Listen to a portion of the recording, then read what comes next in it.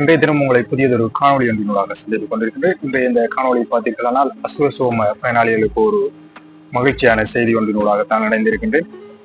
அதாவது இன்றைய தினம் ஜனாதிபதியினால் பாராளுமன்றத்தில் அஸ்வசோம பயனாளிகளுக்காக ஒரு விடயம் முன்வைக்கப்பட்டிருக்கிறது. அதைத்தான் உங்களுடன் பேச போகின்றேன். பார்த்தீர்களானால் சிங்கள தமிழ் புத்தாண்டை முன்னிட்டு மக்களுடைய செலவு அதிகமாக இருக்கும் என்று கருத்தில் கொண்டு ஜனாதிபதியினால் அசுவசும பயனாளிகளுக்கான கொடுப்பனவு, அதாவது இந்த சித்திரை மாதம் மட்டும் கூட்டப்பட்டிருக்கின்றது. அதைத்தான் உங்களுக்கு கூறுகிறேன் பாருங்கள். அதாவது நீங்கள் மிகவும் ஏழ்மையானவராக இருந்தால் 17,500 ரூபாய் தற்பொழுது நீங்கள் பெற்றுக் கொண்டிருப்பீர்கள். அது தற்பொழுது 7,500 ரூபாய் அதிகரித்து 25,000ஆகவும், நீங்கள் ஏழ்மையான கேட்டகரியில் எடுத்துக்கொண்டிருந்தால் உங்களுடைய தொகையானது 10,000 பெற்றுக் கொண்டிருப்பீர்கள். அது 15,000ஆக அதிகரிக்கப்பட்டு இம்மாதம் கொடுக்கப்பட இருக்கின்றது. நீங்கள் பாதிக்கப்படக்கூடியவர் என்ற கேட்டகரியில் நீங்கள் 5,000 ரூபாய் கொடுப்பனவு எடுத்துக்கொண்டிருந்தால் அந்த கொடுப்பனவு தற்பொழுது 7,500 ரூபாயாக இந்த மாதத்தில் கொடுக்கப்பட இருக்கின்றது. மக்களின் நலன் கருதி இவ்வாறு கொடுப்பனவு அதிகரிக்கப்பட்டு கொண்டிருப்பது மிகவும் மகிழ்ச்சியான செய்தி.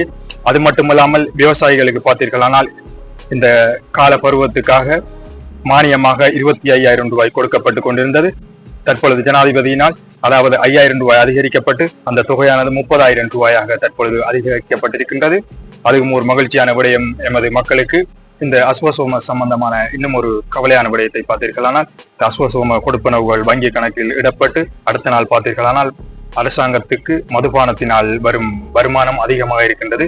இதற்குரிய அர்த்தத்தை பார்த்தீர்களானால் நம்முடைய மக்கள் இந்த பணத்தை மதுபானத்துக்காக பயன்படுத்துகின்றார்கள் என்பதும் இங்கே ஒரு குற்றச்சாட்டாக நலம்புரி சபைக்கு. எனவே எமது மக்கள் பார்த்தீர்களானால் எல்லோரும் அல்ல, ஒரு சிலர் பாருங்கள் இந்த மதுபானத்துக்காகவும் இந்த பணத்தை பயன்படுத்தி கொண்டிருக்கின்றார்கள். மிகவும் ஏழ்மையானவர்கள், வறுமையானவர்கள் என்று அரசாங்கம் வழங்கி கொண்டிருக்கும் இந்த பணத்தை அவர்கள் எந்தவித கவலையும் இல்லாமல் தங்களுடைய மதுபானத்துக்காக பயன்படுத்துவது மிகவும் வேதனைக்குரிய விடயம்.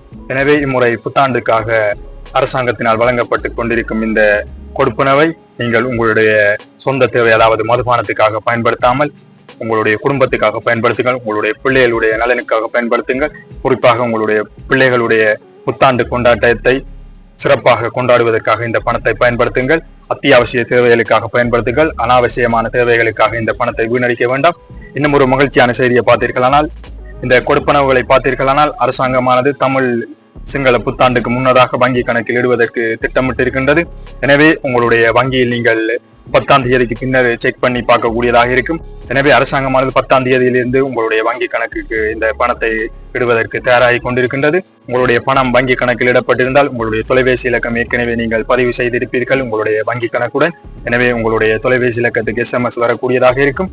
எனவே 10ஆம் தேதிக்கு பின்னராக நீங்கள் இதனை எடுக்கக்கூடியதாக இருக்கும். இது ஒரு மகிழ்ச்சியான செய்தி. இன்றைய இந்த காணொலியை பார்த்தீர்களானால் உங்களுக்கு பிரயோசனம் மட்டுமல்லாமல் அஸ்வசோம பயனாளிகளுக்கு மகிழ்ச்சியானதாகவும் இருக்கும் என்று நம்புகின்றேன். இது போன்று உங்களுக்கு பயனுள்ள மீண்டும் ஒரு காணொலியினூடாக உங்களை சந்திக்கும் வரை விடைபெற்றுக் கொள்கின்றேன். நன்றி, வணக்கம்.